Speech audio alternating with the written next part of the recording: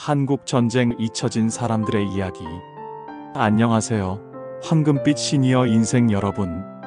오늘은 조금 무거운 주제로 찾아뵙니다. 하지만 꼭 기억해야 할, 그리고 전해야 할 이야기입니다. 여러분은 한국 전쟁을 어떻게 기억하시나요?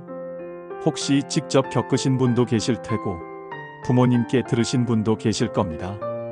또 어떤 분들은 역사책에서만 만나셨을지도 모르겠네요. 1950년 6월 25일 새벽, 전쟁은 갑자기 시작됐습니다. 하지만 오늘 제가 여러분께 들려드리고 싶은 건 단지 총성과 전투의 기록만은 아닙니다. 그 속에서 살아간 이름 없는 사람들, 우리의 아버지와 어머니, 형과 누나들의 진짜 이야기를 전해드리려 합니다. 전쟁의 시작. 해방 후 우리나라는 두 개로 나뉘었습니다. 남한은 미국의 지원 아래 자유민주주의 정부를 세웠고, 북한은 소련의 영향으로 공산체제를 강화해 나갔죠. 같은 민족이었지만 서로 다른 이념을 가지게 된 겁니다. 그 갈등은 점점 커져갔고, 결국 1950년 6월 25일 전쟁으로 터져나왔습니다. 그날은 평범한 일요일 아침이었습니다. 서울 사람들은 늦잠을 자거나 교회에 갈 준비를 하고 있었겠죠. 하지만 새벽 38선 일대에서 포성이 울렸습니다. 북한군이 남침을 시작한 겁니다. 처음엔 많은 사람들이 믿지 못했습니다. 설마 진짜 전쟁이 날까? 하면서요. 하지만 곧 현실이 되었습니다. 전쟁 속의 사람들. 전쟁은 삽시간에 전국으로 번졌습니다. 군인만 싸우는 게 아니었어요. 모든 국민이 전쟁 속에 놓였습니다. 충북 청주에 살던 이성호라는 17살 고등학생이 있었습니다. 아직 어린 나이였지만 나라가 위험하다는 소식을 듣고 자원 입대를 했어요. 어머니가 말렸지만 성호는 이렇게 말했다고 합니다. 어머니, 나라가 있어야 가족이 있잖아요. 제가 가서 싸워야 해요. 그 소녀는 결국 전사했습니다. 부모님께는 짧은 편지 한 통만 남겼어요. 엄마, 무섭지만 끝까지 싸울게요. 걱정하지 마세요. 지금도 그 편지는 청주의 한 박물관에 보관되어 있습니다. 누렇게 바랜 종이 위에 17살 소년의 마음이 그대로 남아 있어요. 천사들의 손. 충남 예산에서 간호사로 일하던 강영숙 씨의 이야기입니다.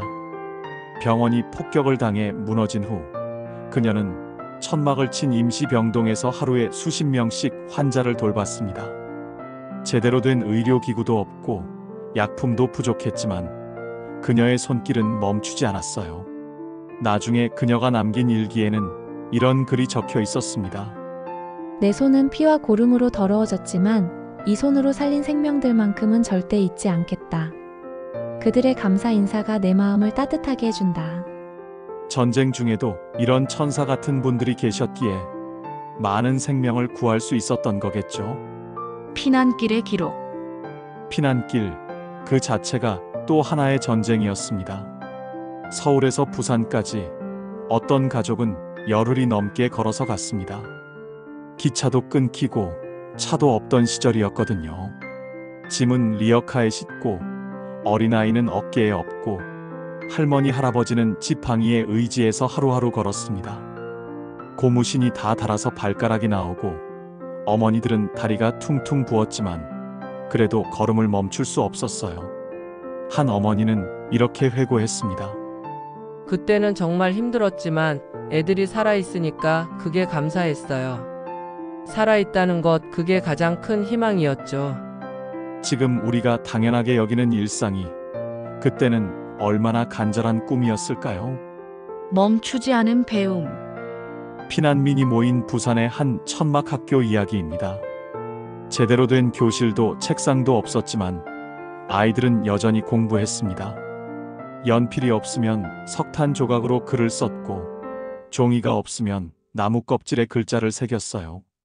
22살의 젊은 선생님이 10살부터 16살까지의 아이들을 한꺼번에 가르쳤습니다. 그 선생님은 나중에 이렇게 말했어요. 전쟁이 우리의 몸은 피곤하게 했지만 배우고자 하는 마음만큼은 꺾을 수 없었습니다. 아이들의 눈빛이 저에게 희망을 줬어요. 전쟁 속에서도 배움은 멈추지 않았습니다. 그것이 우리가 다시 일어설 수 있었던 힘이었겠죠. 전선 밖의 영웅들.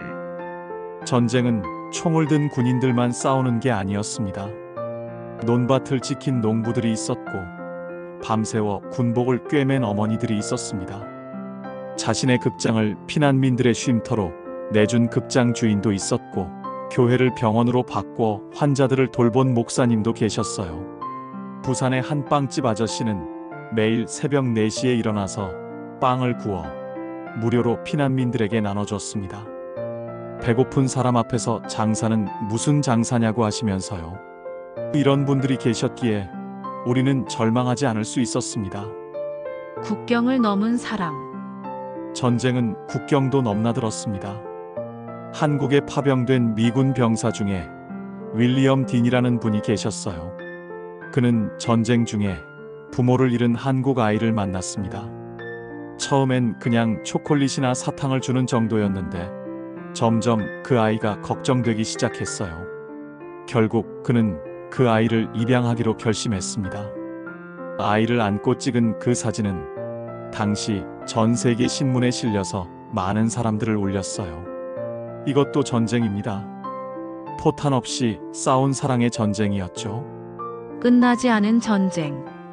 1953년 7월 27일 정전협정이 체결되면서 전쟁은 멈췄습니다. 하지만 진짜 끝난 건 아니었어요. 분단은 계속되었고 가족들은 여전히 헤어져 있었습니다. 지금도 이산 가족들은 기다리고 계시죠. 2019년 DMZ 근처에서 한국 전쟁 때 전사한 군인의 유해가 발견되었습니다. 그의 수첩에는 이런 글이 적혀 있었어요. 나는 아직 살아있다. 어머니 보고 싶다. 70년이 지난 후에도 그의 마지막 말은 어머니를 그리워하는 마음이었습니다. 기억의 의미. 전쟁은 끝나지 않았습니다.